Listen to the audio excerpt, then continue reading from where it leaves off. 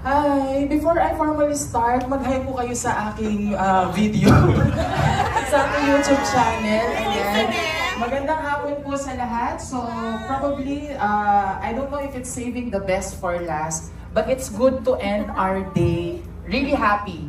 As mentioned earlier by Sir Paul, no, mahirap yung joy because it's something very deep and inner for all of us. Pero I guess, all of us, particularly this session would at least give us happiness or para mas makapag-share po tayo ng happiness. And most of us here are really, enticed o sobra yung dedication natin sa work.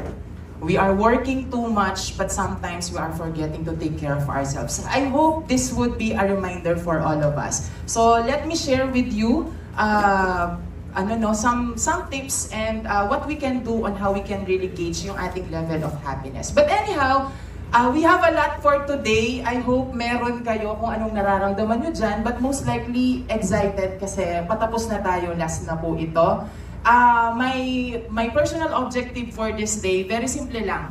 I wanted all of us to really look into our well-being, considering our past, living our present, para mas magkaroon tayo ng light, positive, happy, and joyful future. And syempre, may kinalaman po yan in terms of our social relationships, especially when as leaders and managers. Pero, itong sign na to definitely will bring us happiness. Tama po ba? Sinong hindi natutuwa sa sign na to? Wala, di ba? Most likely, Filipinos, pag sign na to, ano ang lagi nating naiisip? Di ba, pera? Kaya nag-brighten up ang mga mata natin kapag nakikita natin itong sign na to. But anyway, when I was in my masters, no, there's this psychotherapy teacher na taught us na dapat lahat tayo, meron tayong 3 guiding principles in life. Kaya ito, parang nagsiserve siya as guiding principle on how I maintain balance and happiness sa buhay ko. Whether it's in the level of our career, sa personal, or sa family natin. Yung sa akin, it's most likely peace of mind, joy in my heart, and health. So, sana maituro ko ito sa inyo na lagi tayong merong 3 guiding principle, whatever that is, o these are sa inyo, let's live with them, no? So, in order to identify these 3 things, para talagang ma-boost yung ating happiness, you really have to identify ano ba ang importante sa inyo. What's more important for all of us? Is it work? Yung bang quality of life natin? Yung provision, yung wisdom, whatever ang importante sa atin, you have to identify and then manifest them. No? Mani-manifest ko magiging milyonaryo ako. Mini-manifest ko na magkaroon ako ng stable well-being. Mini-manifest ko lahat ng mga tinuro natin ngayon, makapture ko sila. And then, we don't stop on manifesting. We have to do something. And that's the challenge. Ano ang pwede nating gawin? Hindi tayo matatapos for the 10 minutes kapag tinanong ko, what are the 3 things that makes you happy? Di ba ang dami? Ano nagpapasaya sa inyo? Pera, kayo, anak, asawa, of course. Kayo, ano nagpapasaya sa inyo?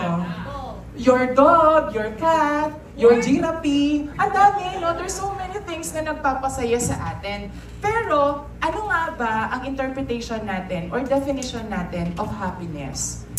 Diba, ang dami natin. Again, for the interest of time, I might not be able to ask you, no? Pero iba-iba kasi ang interpretation, definition natin of happiness. Siguro some of us sinasabi, happiness is a state of mind. Do you agree? It's a state of mind. Kasi sa representation natin na ito, nga, no, there are some of us, not all, andun na sila sa peak, o nandun na sila sa gusto nila, but they seems not to be happy. Pero, on the other hand, or on the other side, yung iba naman, kahit na ano ang meron sila ngayon, they seems to be happy and they have a light quality of their life. So it's really a state of mind. And happiness, people, it's a choice. No? About how we think our situation. And most of the time, sinasabi din natin, nothing or no person will make us happy until you choose to be happy. Agree? No? And then, sinasabi din nila na happiness will not come to you. Hindi daw yan kusang pumupunta sa inyo o dumadating sa atin. It can only come from you. Yung sinasabi natin na within us, no? And lastly, whatever you decide to do, make sure it makes you happy. These statements are easier said than done. Tama po ba? Pero minsan, bakit ang hirap piliin ng kasiyahan natin?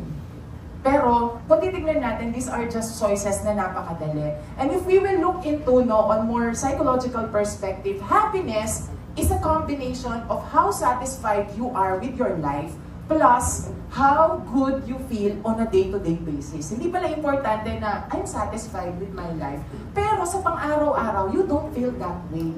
So it should be a combination of both. Whatever happens around us, sa trabaho natin, sa personal natin, o ano man ang may encounter natin sa araw-araw, you still feel happy at the end of the day. So yun yung tinatawag natin na happiness. So how do we know if we are happy people? So actually, I have prepared a checklist here, but again, for the interest of time, you can just work on this on your own. This is just answerable by yes or no.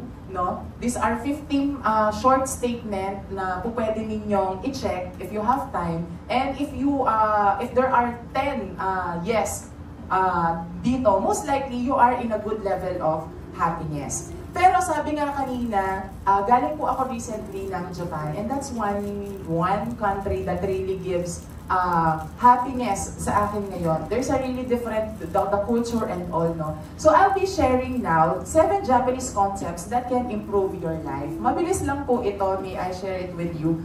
Una, yung tinatawag nilang ikigai.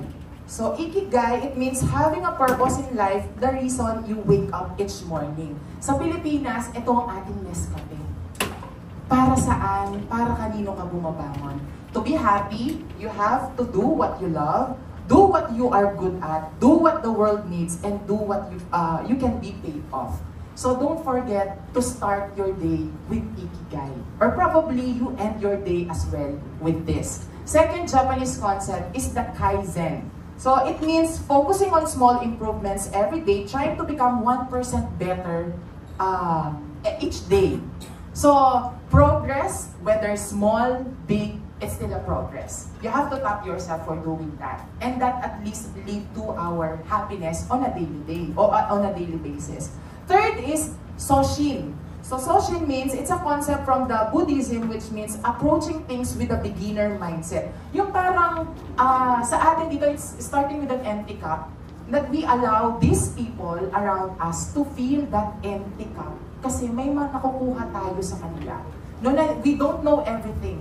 And ang lahat ng nangyayari would contribute to that additional learning or information to us. And that's a good practice also of the Japanese. Fourth is the Hara Hachibu, which means to stop eating after you are 80% full. Pero tayo kasi mga Pilipino, sinasagad natin. Unlimited is everywhere. Pero sa kanila, if you eat too much, you're most likely to feel lazy. Tama? Diba? Pero hindi rin naman pwedeng gutom tayo kasi wala tayong energy to do that. The fifth one is Shirin Yoku, which means forest and means bath. It's very important that we also have a time, tayo, sarili natin, panahon with nature, lalo na sa sarili natin. The historical account, na ang isang pinaka-best therapy that we can do, the water therapy. You drink a lot of water or shower. So that's very helpful as well. The wabi-sabi, ito napakaganda ng technique na ito, means instead of perfection, one should find beauty in imperfection. I think that's self-explanatory. And lastly, ganbaru, which means the one should be patient and do the best possible. So very simple ang kanilang mga principles, but they are really applicable and for all of us. Another technique, we will not do this, a mindful exercise is like a manifesting exercise. It's a sentence completion, Kapag wala tayong ginagawa, or when you feel low, lazy, you can do this as well, Yung mapapagod ako, pero whatever comes to your mind na una, at least that's something that you want to manifest. These are just sample that you can do. Pero sa atin naman, as Filipinos, there are 4 simple ways on how we increase happiness in the long run. Una, nurture your relationships. Napaka-importante po nito, spend quality time with our loved ones. Nauubos ang oras natin sa trabaho. Don't forget the people who are really significant to you. Pangalawa, that's because our relationships are precious and we have to protect them. Second, having new experience. People, this is a reminder, this is your sign na it's never too late to do things.